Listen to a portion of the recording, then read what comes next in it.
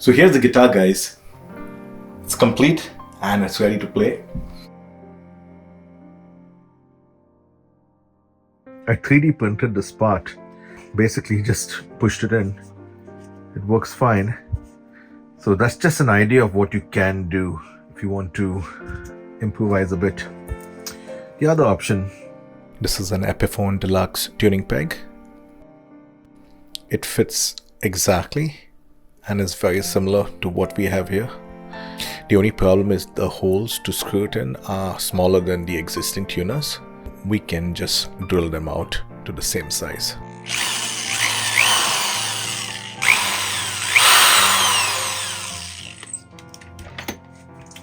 This time this should work, and that's a nice snug fit now.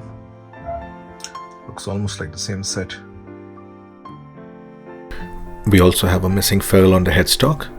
I had a replacement, but it was a bit loose, so I just used some painter's tape and pushed it in. It fits snug now. Huh? What's that? Don't need one, thank you. Now let's get the tuner back on. Now the seller did mention the pickups are not working. Just put some temporary knobs here. Bring them all in maximum position. We put it on 20k resistance, and let's have a quick look. See what we have.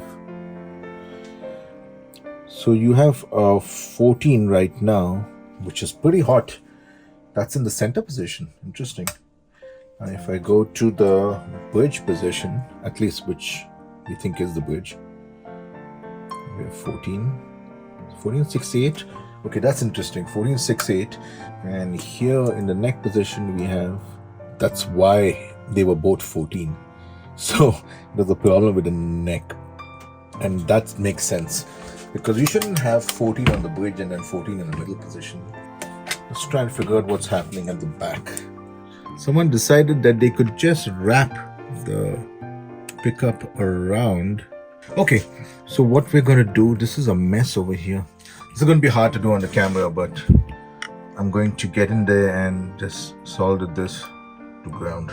That's pretty much it. I'll be back. Lemon oil. Now it's time to string the guitar and set it up.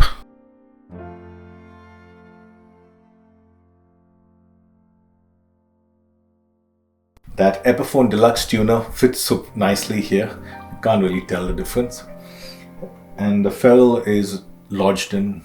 I haven't faced any problem with it. I spent some time setting this up. This is now an E standard. The action is really nice and low. I didn't find any fret buzz or any issues. That's because I also did adjust the truss rod quite a bit and dial this in. So I didn't really waste time trying to figure out why and how there was fret buzz at the 9th. I just went, tuned it up, looked down the neck, kind of straightened it out. And after you set a couple of guitars, you kind of know what you're going for, you know. I also adjusted the pickups, they were really low. I do have a good quality switch in my spares, but I didn't want to waste time with that. I can easily change with my finger right now. So I'll see if I can just put something on top here which stays. If not, at some point I'll replace this. Found a set of speed knobs which I think look pretty good, but I will switch them out to my preferred speed knobs that you've probably seen on most of my guitars by now. Taking out that little broken scratch plate. I've cleaned this guitar thoroughly and polished it. I just went over the open wood with a black marker. I will have to address that at a later point. Maybe try some epoxy or just sawdust with stain, but that's for warmer weather, not for now. This is tuned to E standard.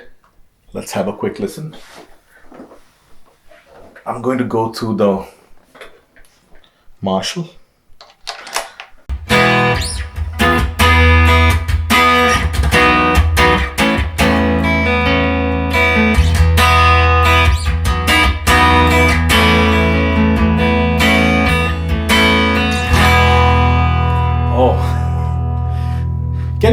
believe this was actually discarded.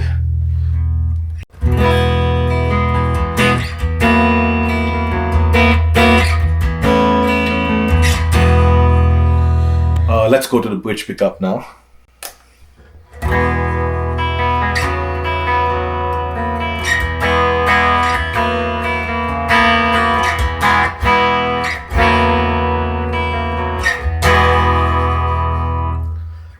I'm surprised at how clean and crisp these pickups are.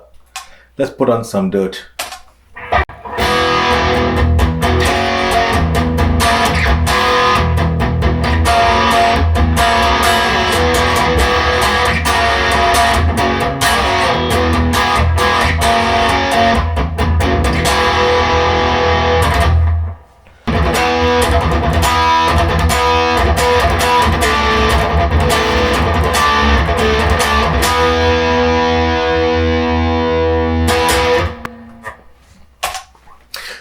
So that's the bridge pickup.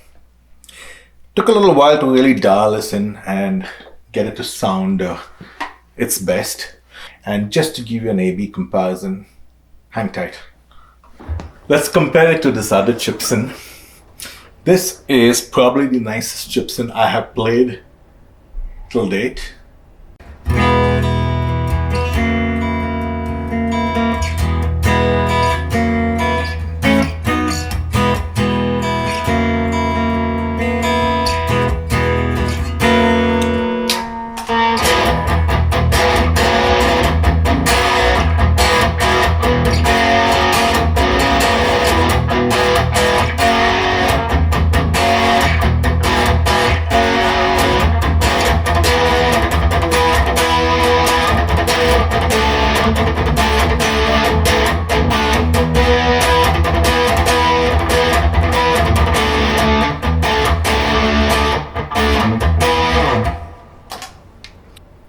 This has really been set up to perfection.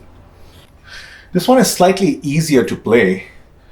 I'm not sure if they are the same gauge strings because they do feel a little lighter.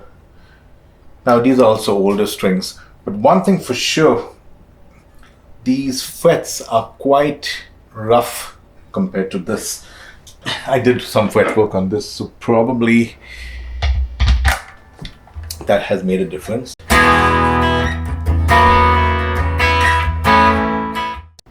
That neck is also a bit thinner and almost seems wider. I'm not sure if it is. I have to say this stacks up pretty well to this, which I think is the gold standard from what I've seen till date. And I've played a couple of Gibsons now. I say this is definitely better than those Slash copies and the Jimmy Page copies.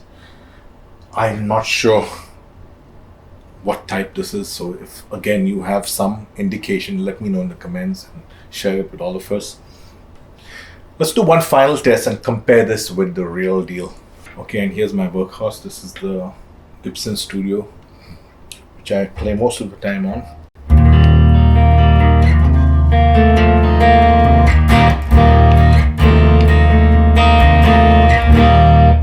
Much more bassy.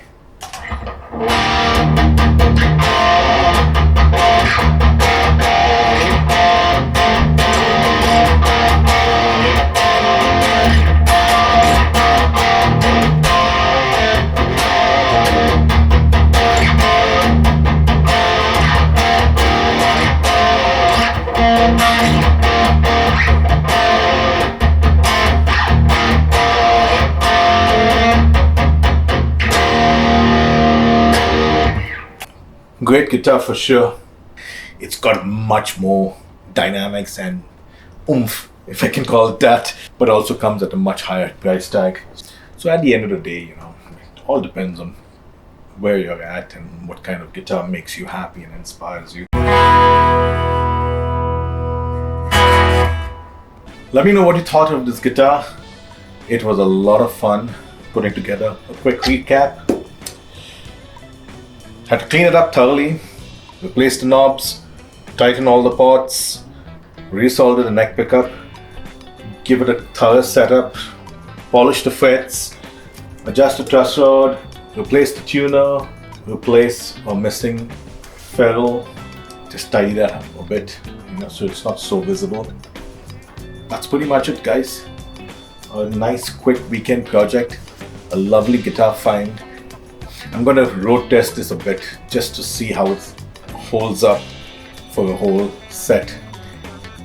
I hope you like this video. Drop me a comment, give it a thumbs up if you can, subscribe to the channel, and I'll see you in my next update.